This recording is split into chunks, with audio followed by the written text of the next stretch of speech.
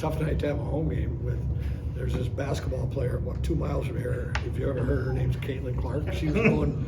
She started, so we were watching that. Then you got the 8 miles away. You had that going, but the ones that showed up tonight were loud for us. But there's there's a lot going on in the city tonight, and but our fans are here tonight. We're great. Students on spring break too. Oh yeah, I mean, out in the sun. So you're battling all elements, but. Did they find your players find their own energy then in a way? Yeah, it took us I just said we were in the dentist chair for a period and a half until the Novocaine wore off, and then we started to play, and then it came. Like once we started to get pucks deep, and we had a good look to us in the second period, and we got back on top of it. You shuffled the lines a bit there. Just one, yeah. I made one switch there. Almost halfway through the second period, and it worked. I think all 4 lines got going tonight, so that was critical for us. Gotta love the production out of the Rinzel Fish pairing. Yeah. I liked our offense tonight. We got it going. So, as a coach on the bench, what specifically do you notice in a great defensive second period where you only give up 1 shot on net, and then Penn State comes out in the third, guns a-blazing with 10 shots on net in the first half? Penn State can do that to you, but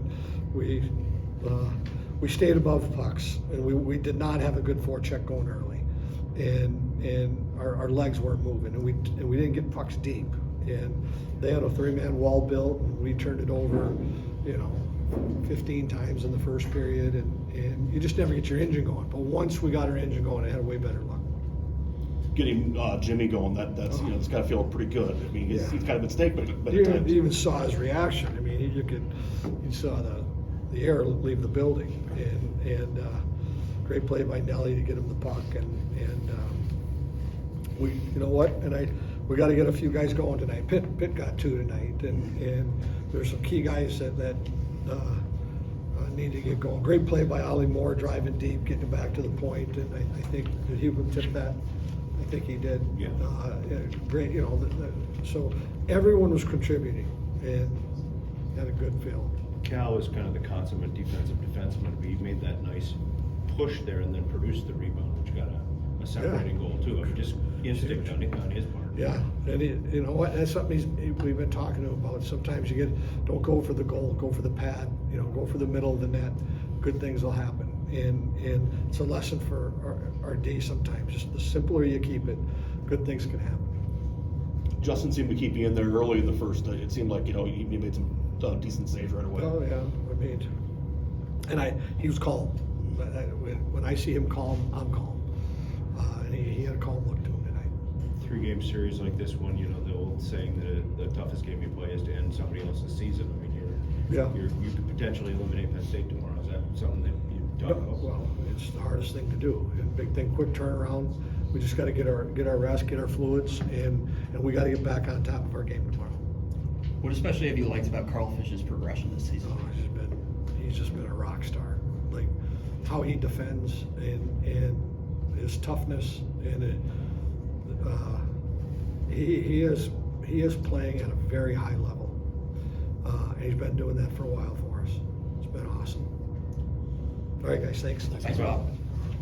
Really quiet in here. In this room or in the rink? What do you say? In this room right here. Carl, just talk about that second period. You guys dominated defensively. Yeah, I think, we came out a little bit slow in the first. And then, we kind of got a whooping in the locker room from coach. And I think we knew what we had to do. Had to get our feet moving, get pucks deep. And basically their offense comes from our turnovers, and it shows that when we limit those, it's a whole different hockey game out there. I mean, you've gotten a lot more playing time this season. Has your progression just been for more reps, or what else? I think I'm a little bit more comfortable this year. Being a senior, I'm a little bit older than a lot of the guys, and with playing every game and playing regular shifts, I've been a lot more comfortable back there, and I know that all my coaches and teammates trust the decisions I'm going to make, and I just know going into the weekend I'm going to make the right decisions. What did you see on your shot? Did you think that was going in on its own, or did you have a lane there? Well, at first I was going to try and catch it and shoot it, but then at the last second I just decided to, take a one-timer there. Wasn't really trying to score. I just saw there was two guys down in the net front, and their 2D were down there too, so I figured throw it in there and see what happens, and good thing I hit Hugel in the breezers, so that was nice.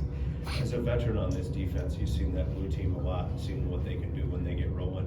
What does it mean to you to hold them to one shot in a period like you did in the second there? I mean, it's pretty incredible.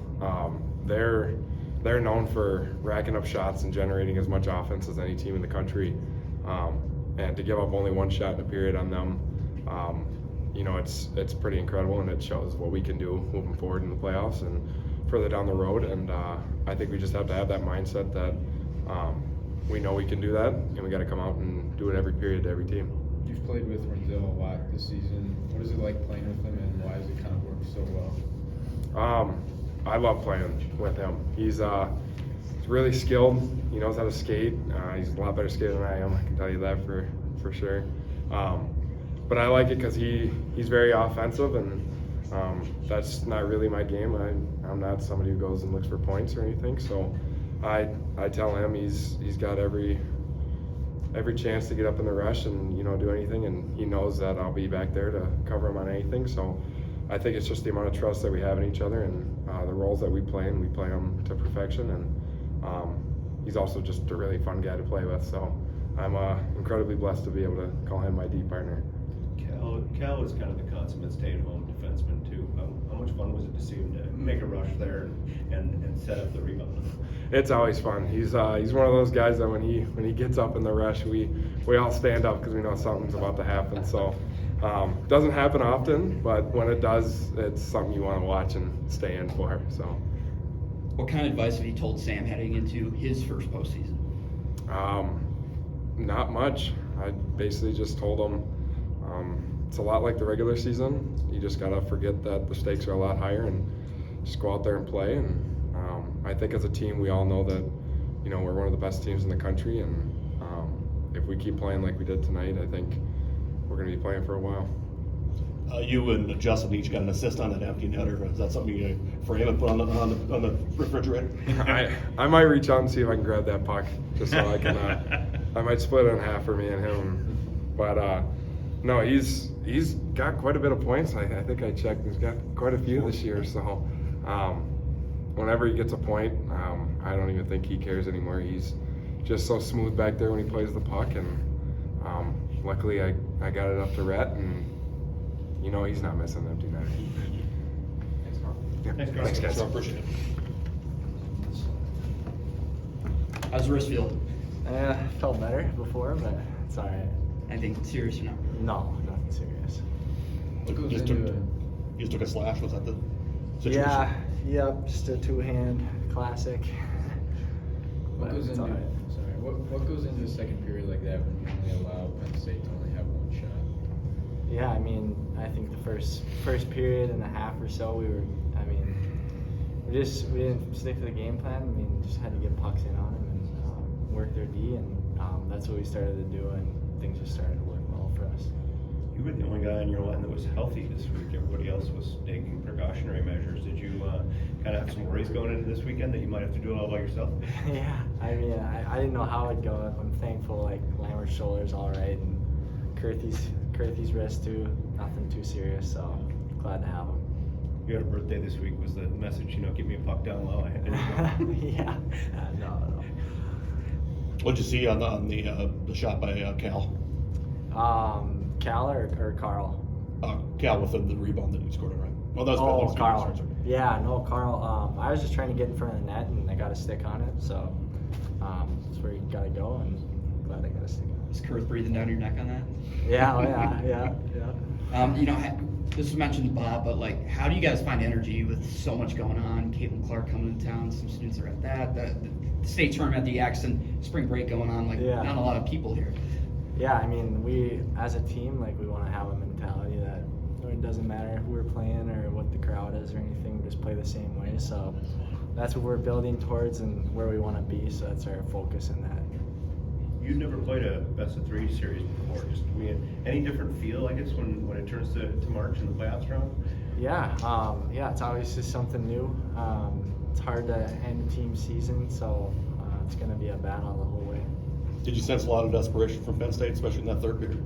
Yeah, definitely. I think they played a good game tonight. Thanks, Aaron. Thanks, Aaron.